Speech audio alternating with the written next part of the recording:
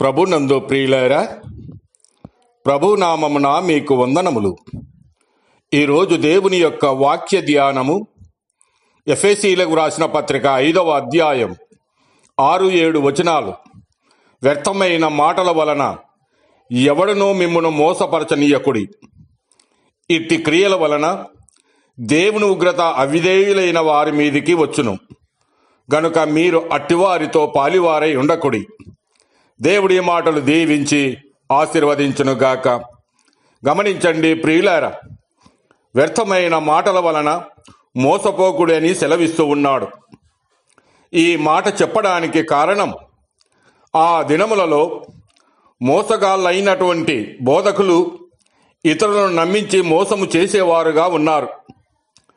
అందుకే పౌలు అంటూ ఉన్నాడు, కొలస్సీయులకు రాసిన పత్రిక 2వ అధ్యాయము 4 మరియు 8 వచనాలు గమనించినట్లయితే, ఎవడైనను చక్కని మాటల చేత మిమ్మును మోసపరచకుండునట్లు ఈ సంగతిని చెప్పుచున్నాను. ఆయనను అనుసరింపక మనుషుల పారంపర్యాచారమును అనగా లోక సంబంధమైన మూలపాఠములను అనుసరించి మోసకరమైన నిరర్థక తత్వజ్ఞానము చేత మిమ్మును చెరపట్టుకొని పోవువాడు ఎవడైనా ఉండునేమో అని జాగ్రత్తగా ఉండుడని సెలవిస్తూ ఉన్నాడు.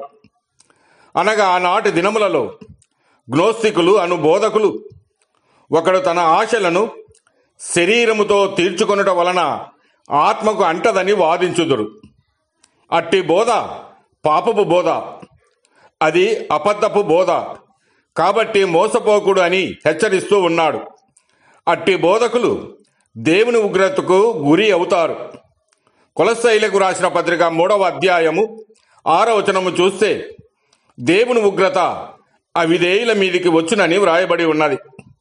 గమనించండి ప్రియులారా, పాపమునకు జీతము మరణం. దేవుడు పక్షపాతము చూపేవాడు కాదు. నీ పాపముల గురించి నీవు పశ్చాత్తాప పడవలెను. నీ పాపము నుండి నిన్ను రక్షించుటకు క్రీస్తు చనిపోయి పాపముపై నీకు విజయమునిచ్చెను. తిరిగి సజీవంగా లేచాడని నమ్మకపోయినట్లయితే నిత్య నరకము నుండి నీవు తప్పించుకొనలేవు. మనము మన పాపములోనే, అవినీతిలోనే ఉంటూ దేవుని రాజ్యము చేరుకోవాలని ఎదురు చూడకూడదు. దేవుని మోసము చేయడం ఎవరి తరము కాదు.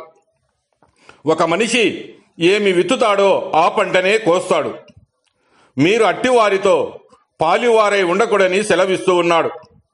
పాపమునకు సచ్చిన వారమై దేవుని కొరకు జీవించు వారముగా ఎంచుకొనవలెను.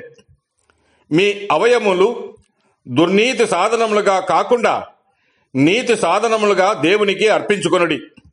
సామెతల గ్రంథము 28వ అధ్యాయము 13వ వచనంలో, అతిక్రమములను దాచిపెట్టువాడు వర్ధిల్లడు, వాటిని ఒప్పుకొని విడిచిపెట్టువాడు కనికరము పొందునని తెలియజేస్తూ ఉన్నాడు.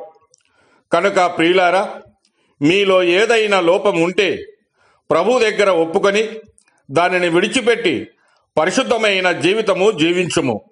దేవుడు మిమ్మల్ని దీవించి ఆశీర్వదించునుగాక.